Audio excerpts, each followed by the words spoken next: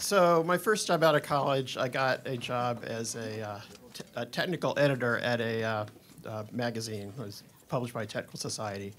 And this involved me moving from Maryland to Ohio. So I was all excited. You know, I went out and bought a new suit. I had to get a car. The big day comes. I drive out to Ohio. And it's all kind of sweet. And then I got there, and there was no sweetness. I quickly found out that this was a place where people were getting fired all the time for any reason and for no reason. And it all flowed from the boss, this guy named Mr. Waverly, who was kind of a sociopathic alcoholic or is it an alcoholic sociopath? Take your pick. And he loved to fire people the way a serial killer loved to murder. And he could be a really friendly guy. It was kind of weird. And the word was that the more friendly he was to you, the more likely you were to get fired. And he was kind of this big guy with curly hair. And he had this really soothing voice. It was like one of those people you hear on National Public Radio. And he would go, "Oh, I'm so sorry. We're going to have to let you go." But he wasn't sorry. And he loved it. And I quickly found out that my predecessor there had been fired for pretty much no reason. And as the story went, he put his head down on his desk and cried like a baby. And the reason everybody knew that he put his head down on his desk and cried like a baby was because all the walls were glass. So you could see into everybody's office, and you could spend the day just sort of looking in people's offices, looking into their souls, and trying to figure out who was going to be next. So just to give you an idea of Mr. Waverly's management technique, he had this thing called the constructive feedback card. And imagine that you're at your desk, you go to the bathroom or go to get a cup of coffee, and you come back, and there's this card sitting on your chair.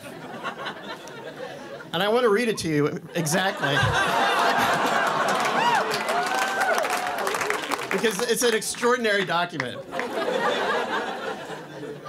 The purpose of this card is to provide you with constructive feedback, in quotes, indicating in a fun and non-threatening way that you have exhibited a behavior or action that is not in keeping with the desired culture of our team. And my favorite part is fun and non-threatening. So I want to talk about 3 specific departures that happened while I was there. Departure 1, Kenny. Kenny was a kleptomaniac, but we didn't know it at the time. And one day he went down and he stole a piece of chocolate cake from this cart outside the executive dining room. And somebody saw him. And so he was fired immediately. Mr. Waverly fired him with gusto. And after he left the building, they cleaned his desk out, and they found all this stuff that he had stole off of people's desks. And at the bottom of a drawer, there was a piece of paper. It was like a to-do list. And, you know, it was stuff like, you know, make copies, finish article, file correspondence. And at the very end of the to-do list were the words, take cake.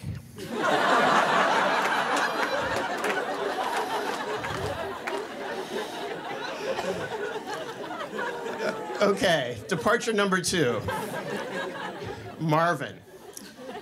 Marvin was this head salesman that they had hired, and he decided that morale was low, so he decided to have a contest. And what he did was he had his personal stationery, which I'd never seen this before. On the upper left-hand corner of the stationery was his picture of his smiling face. So he handed it out to everybody, and the contest was who could alter his picture in the most imaginative way. And, you know, with the atmosphere of this place, people just sort of let loose. And, you know, they were not only drawing mustaches, but, you know, dunce caps and adding a dog's body and whiting out his face and just all this really cruel stuff. And Mr. Waverly, he put in an entry in the contest. And what he did was he superimposed Marvin's head on a pornographic picture from Penthouse magazine. This is the boss. And by the way, Mr. Waverly was the judge of the contest. So he decided his entry won. And then shortly thereafter it was, "Oh, I'm so sorry, Marvin, we're gonna have to let you go." Departure number 3, me. Mr. Waverly was starting to be kind of nice to me, and I was really getting kind of worried. And one day he invited me to the Trout Club, this place nearby that, it was one of these places where they catch your fish out of this fake pond and cook it for you. And also they had these lockers in the lounge, and you'd supply your own, you'd bring your own liquor and keep them in the locker. So it's like for heavy drinkers. So I'm sitting there with him, and it's just awful. I mean, he's like demeaning all the people in the office and making all these crude comments about the women in the office and just telling me these gross, dirty jokes. And you know, I'm in a strange place. I didn't want to get fired, and I'm like laughing along, you know. And but he never got to the point of, oh, I'm so sorry, we're gonna have to let you go. And I'm thinking, and he just never said it. So I'm thinking, okay, well maybe he's playing the long game. He just wants to prolong my agony or something. So for several days after that, you know, I could look into his office, and every time he was on the phone, I'm thinking, oh, is he talking about firing me? He'd come out of his office, oh, is he coming over to fire me? Just getting really paranoid, and you know, thinking of these horrible, you know, very disturbing thoughts like, how am I going to react? Am I going to put my head down on my desk and cry like a baby? And so after the third day of this, my phone rings, and it's a job offer from DC. And I take it, of course. And I go into his office, and I give him 2 weeks' notice.